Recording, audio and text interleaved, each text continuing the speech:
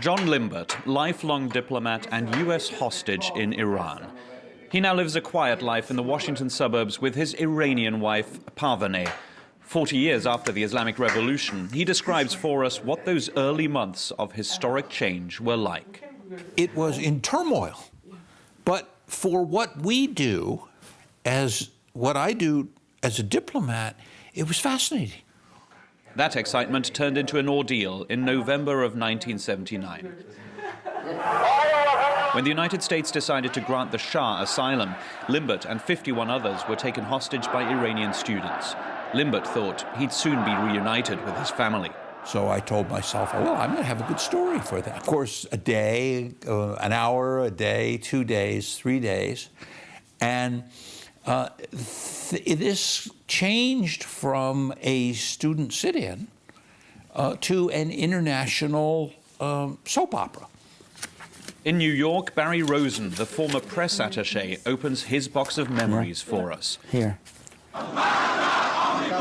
Rosen is seen here, blindfolded, and hearing the chants of death to America outside the U.S. Embassy. I heard an announcement from Ayatollah Khomeini over the radio.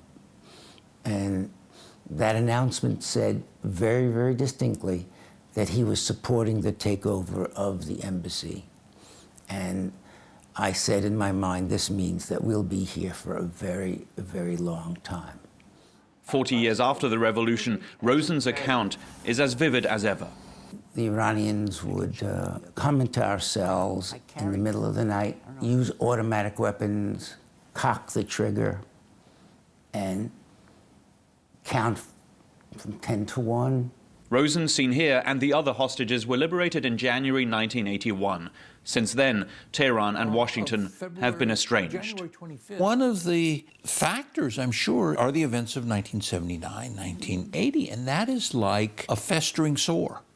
It's never been dealt with. Despite relations reaching a low under Donald Trump, this Iranian-American couple still believes in another rapprochement. Someone said it very well. They said the policy in Iran now is to hope for regime change in Washington.